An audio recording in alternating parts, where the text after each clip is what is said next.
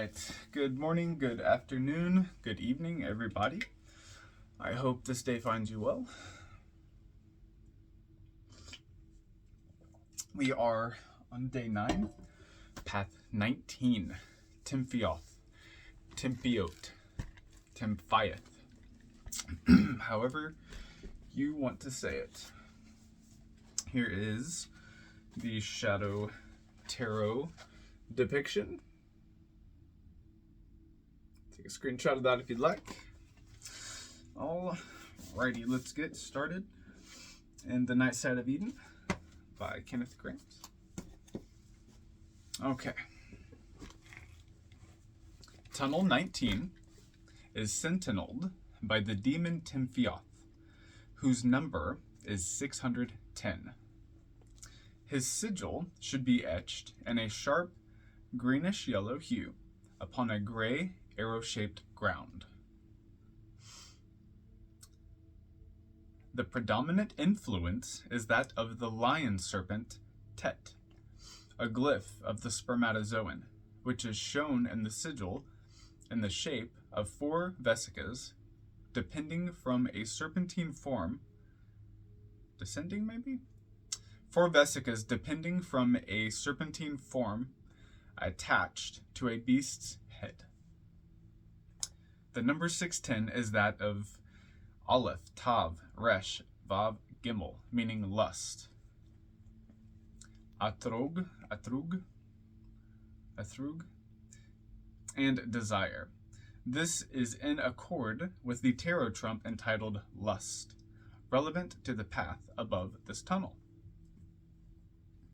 The trump shows a woman mounted upon a leonine beast with 7 heads. The head of an angel, the head of a saint, the head of a poet, the head of an adulterous woman, the head of a man of valor, the head of a satyr, and the head of a lion serpent. Note, see the description of Atu 11 in the Book of Thoth, Crowley. Another form of 610 is Kabareth, Ket, Bet, Resh, Tav. That was a guess on the pronunciation, by the way. Another form of 610 is Ket, Bet, Resh, Tav, which means coupling point, place of junction, and it is in the tunnel of Temphioth that the magical coupling of the woman and the beast occurs. This is confirmed by the image of Kaf, Pe, Resh, Tav, Kefareth, 610, the mercy seat, and place of the 2 cherubs, originally known as the place or house of the 2 beetles, such being the sign of Kephra. Note, later applied to the constellation of the crab, Cancer, which denotes the summer solstice and the time of the deluge. The Akkadian Sukulna, Sukul-Na, the Caesar of seed, was attributed to the month ruled by Cancer. Okay. On the 19th path, the lioness Sechet is the vehicle of the force of Leo, which she represents as the torrid summer sun at its zenith before being typical of sexual heat. Liber 231 declares, also came forth Mother Earth, Isis, with her lion, even Sechet, the lady of Asi. This means that Sechet is the sexual heat of Isis, the force that overcomes evil. It is shown by her bridling the beast whereon she rides. The magical siddhi pertaining to this path is that of training wild beasts, which is a direct reference to the mechanism of the 9th degree OTO. Google it. But with the woman dominant, bridling and directing the insensate passions. The magical formula of this kala is thus Eo Megatherion, the great wild beast. In the tunnel of Temphioth, this formula is reflected as unbridled lust, symbolized by the black cat of the Sabbatic mysteries. The name Temphioth should be vibrated in the key of E, with a roaring, hissing, explosive force behind it. This is the root vibration bija mantra of the female. Look into bija and bindu and all of that if you'd like. Whereas the 19th path is the place of the lion. The tunnel thereof is that of the serpent. The serpents that writhe in the cauldron of the witches at the Sabbath of Set are depicted in Frida Harris's design of the Atu entitled Lust. Note, see the Book of Thoth. Its number is 11, the number of magic or energy tending to change. In the African and Voodoo systems, this is the place of the serpent deities Dangbe, D-A-N-G-B-E, Idagba, I-D-A-G-B-A, and the Python god Selwanga, S-E-L-W-A-N-G-A. Dangbe, or Dambala, Dambala, D-A-M-B-A-L-L-A-H, is consecrated to Idowedo, A-I-D-O-W-E-D-O, the goddess of the rainbow. Idowedo? Her symbolism has been explained particularly in Cults of the Shadow, Chapter 2. It is connected with the lunar phase of the female and indicates the shadow side of the 9th degree in contrast to the coupling, the dry season.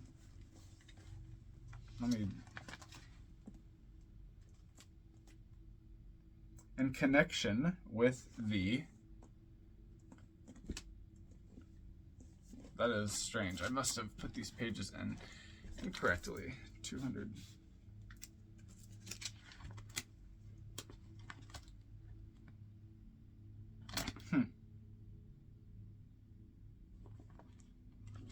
Oh no, I was just reading it wrong. My apologies, folks.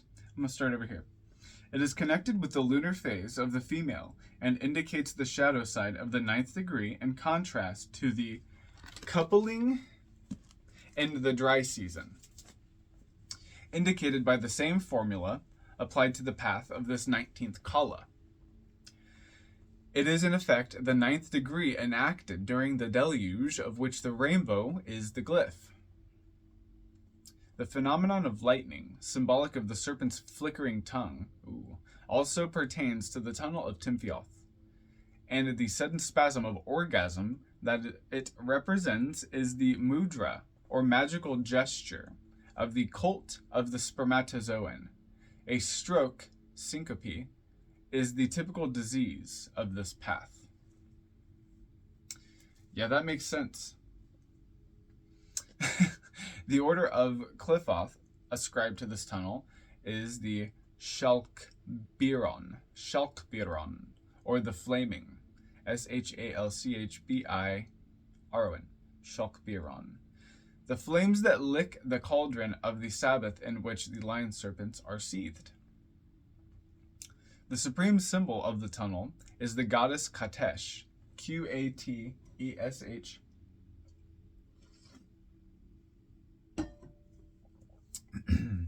who is seen in vision by its adepts as a radiantly beautiful naked woman mounted upon a lion. In her right hand she holds flowers, in her left a serpent. A full moon resting in a crescent is the form of her headdress.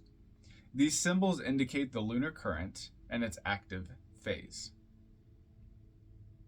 The occult use of the serpent's tongue was well known to the ancients and is still applied to the genitals of the priestess to induce trance. Note, in the secret temples of voodoo. All right, there's some lovemaking tips for you guys there, as well as some sorcery tips. Okay, that was note 4. Okay, the occult use of the serpent's tongue was well known to the ancients and is still applied to the genitals of the priestess to induce trance. Research on the paths of the tree and in the corresponding tunnels of Set has enabled the present writer to establish an exact system of sexo-magical references pertaining to the Ophidian current as expounded in the sovereign sanctuary of the Gnosis of the OTO. Well, looks like you don't have to Google it, folks. It is, at this juncture, necessary to explain these procedures in some detail. We have a lot of notes, editorial notes here. I'm actually gonna read them first so I don't get lost in them. The 10th degree is of an administrative nature, and its esoteric aspect does not concern the present study. The reader is, however, referred to Cults of the Shadow, page 138, for an esoteric explanation of the 10th degree. Okay, here we go. The Sovereign Sanctuary contains 3 active degrees: the 8th degree, the 9th degree, and the 11th degree. Of these 3 active degrees, the 8th degree has 3 divisions. The 9th degree has 2 divisions, and the 11th degree has 1 division. These are main divisions. There are also several subdivisions depending upon the skill and or preferences of the practitioners involved. Broadly speaking, the 8th degree is of masturbatory nature, the 9th involves coitus proper, and the 11th comports the use of the lunar current.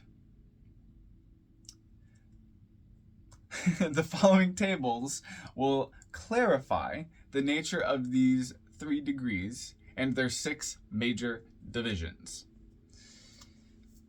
All right. 8th degree, priest, solitary, for rites involving consecration, 15th kala. I'm going to show this actually, so that if you want, you can screenshot or reference this. Let's see. I'm not even sure that's going to do justice. We'll do it like this. And then I'll just slowly lift it up. And then anybody that wants to take the time to read that and check it out can. Okay. The priest in the 8th degree, priest, solitary, for rites involving consecration, 15th kala. Priestess, solitary, for rites involving consecration, parenthetical, for the consecration of actual talismans or talisma, and for materializing new partners by attraction, as opposed to the consecration of ideas and or projects.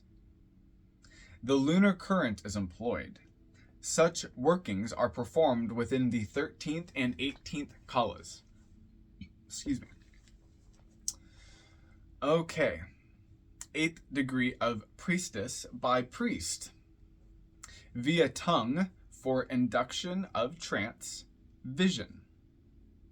Via hand for induction of ecstasy, oracles. 8th degree with a, let's see. Oh, it's the 2nd division. Okay. Thought it was an editorial note. Okay. 8th degree of priest by priestess. Via mouth for her magical nourishment. And renewed sexual vigor. 16th kala. Via hand for rendering her own body an engine of sex, magical glamour, and attraction. 14th kala. 8th. Priestess, solitary, with mer masks, MER-MASKS, mer masks, as opposed to a wear mask, perhaps. With mer masks for operations of bewitchment and the casting of illusions, etc. Oceanic sorcery, performed with the 29th kala and the tunnel of Kulielfi, atavisms. Man, people used to have to spend years and years to even hear about this stuff. It's crazy. It's just all out there now. I love it. Anyway, I move on. I digress. I move on. The 9th degree, operations of the sun, Ra, and Kep Ra, supernal and infernal. Priest and priestess, 9th degree, supernal. Natural congress for works of creation, intuition, and inspiration, performed with the 19th kala and the tunnel of Temphioth, day. Here is the rest of the chart. Here, I'll try to make that a little bit more simple to read. I'm not doing a great job. Okay, anyway. For those who care. For those who don't, thanks for being patient. Priest and Priestess, 9th degree, Infernal. Unnatural Congress for the works of zombieism, death posture, dream control, night. Performed with the 24th Kala in the tunnel of Neon TL. 11th degree, Operations of the Moon. Priestess and Priest, during eclipse of the moon for works of materialization and reification. Performed with the 26th Kala in the tunnel of Oanonin. It will be observed that 10 Kalas are employed for these major sex magical workings in the tunnels of Set, the 13th, 14th, 16th, and 18th, for works involving the Chalice, the 19th, for works involving the sun in the heavens, Ra, the 24th, for works involving the sun in Amenta, Kep Ra, the 26th, for works involving the lunar current, such as materialization of objects, reification of dreams, etc. Don't sleep on this stuff, guys. The 27th, for works involving atavistic resurgence on dry land, male. The 29th, for works involving atavistic resurgence via oceanic sorcery, female. It will also be observed that, broadly speaking, these workings may be divided into works of consecration, 8th degree, works of inspiration, 9th degree, works of desecration, 9th degree, and works of reification, 11th degree. To the particular Kala under consideration here, i.e. the 19th, is ascribed the sex magic of the 9th degree. Hence the magical formula of Path 19 is Eo Megatherion, the great wild beast. That of the previous Kala, the 18th, to which is ascribed the 8th degree, is Abrahadabra, the formula of the great work and of the Holy Grail.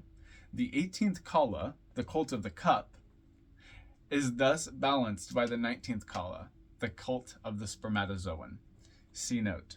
It is interesting to note the word Zun, Z-O-O-N, presumably Zion, Vav, Nun, but it could be Zion, Oyen, Nun, is Z-O-O-N 197 means beast. Very, very interesting. All right, moving on to the Shadow Tarot. Vanilla Rooibos Chai Tea. Amazing stuff. All right, again, here is the image. Okay. Temphioth, shadow, the shadow of strength, or the shadow of lust. In becoming one with our instincts and passions, we ourselves become the path, the central essence of our own creative acts, with power to create, to bless, to heal. Depicted is the goddess Katesh, goddess of dark passion, sexual heat, the north, the night. Her face remains unseen behind a creative amber radiance that blurs all ego boundaries and transcends the precious, hard-won personal sense of individuality. In her right hand, she holds orchids, exotic symbols of the lushness, the profusion, generosity, and abundance of the source of life. In her left hand, she holds 3 snakes, symbolic of her oneness with the sexual imperative of nature. From the pulsing, pushing forward of the atmospheric bion, the joyful copulations of all forms of life, and the great celestial dramas of the aurora borealis. The cosmic superimposition of great bion streams, in which move galaxies and stars. Bion spelled B-I-O-N. Above her head is the full moon resting in a crescent, which is symbolic of the lunar current in its active phase, calling forth the leprous life that flourishes beneath the cold, pale light of the inconsistent moon, yet withers with the coming of the unforgiving sun.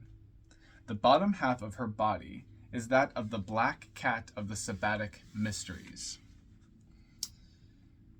For she does not, as in dayside representations, close the lion's mouth, nor ride upon its back, for she has incorporated the great wild beast into herself, centering her mind and her emotions in her own vast sexual powers.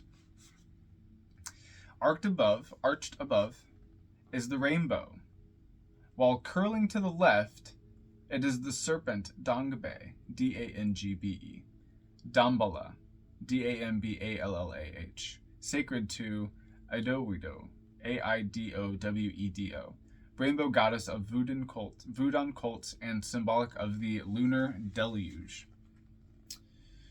The serpent's tongue is poised for the ancient rite through which the priestess, the pythoness, undergoes her visionary trance. Symbolic also of the Dangbe cult are the palm leaf and ant hills to the lower right. Very interesting. Temphioth meditation. The powers of Temphioth are the ability to become one with primitive limbic instincts, to become one with our erotic sensations, the ability to live with intensity and passion.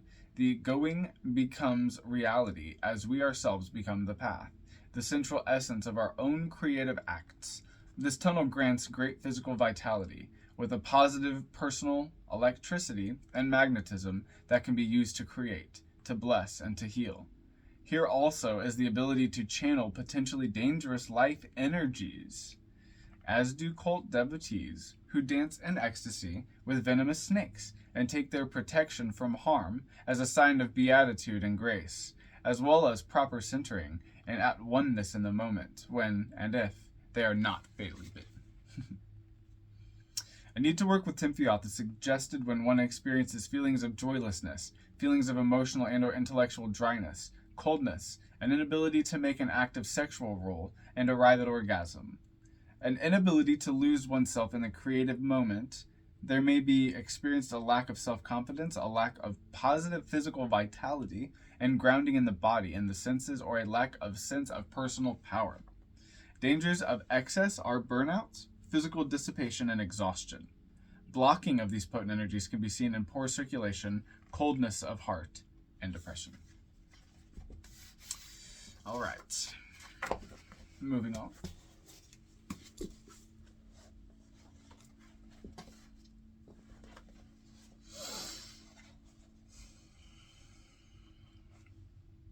Focus on the sigil of Temphioth and chant or vibrate the name of the guardian until you feel a connection with the energy of the tunnel.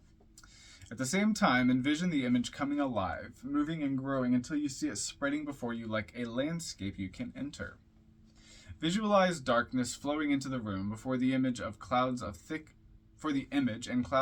smoke arising within the ritual space. They carry the smell of fire and sparkles of fiery energy that flick around you, shifting your consciousness and attuning to the energies of the tunnel. When you get to this point, extinguish the candles, close your eyes, and with the image building up in your inner mind, send an image to the guardian to guide you through the experience. Visualize that for a moment, everything fades away and the whole world disappears. Then the darkness around you crystallizes into a scene. You are standing in a circle of fire, in an empty place surrounded by the night sky full of stars. The flames dance and move, and after a while they form into the shape of a woman. She has flaming hair, a sun disk on her head, and a thin crescent moon below the disk. A snake is coiled around her naked body. As she approaches, she opens her mouth and releases a huge serpent made of flames. You open your mouth as well, and it enters your body through the throat, setting you on fire and attuning your consciousness to the energies of the tunnel. It feels sexual and ecstatic, and you can empower the vision by entering a sexual trance as well. The woman begins to move and dance in a hypnotizing rhythm, and you begin to move with her in an ecstatic dance of joy and passion. As you dance, the landscape of the tunnel unfolds before your eyes, and you are free to explore and commune with its denizens. Open yourself to this experience, and when it is over, travel back to your body, close the working, and return to your normal consciousness. All right. So, something to note. Sexual energy is extremely potent and powerful. But we might be limiting ourselves as practitioners if we're always relying on the force of sex and fire and lust. Try other ways as well. If you're having a hard time, go for it. Do the sexual stuff. Do the crazy countercultural stuff. It'll help if you're having a hard time. It will. But if you've been doing this and you're just looking for something else, break boundaries, man. Like that's why you're here, right? Like you want to break boundaries. So why do things the same way every time? Why do things the way that I'm telling you or she or they are telling you? Break boundaries. Have a good rest of the week, and spread some wisdom while you're out there. Take care.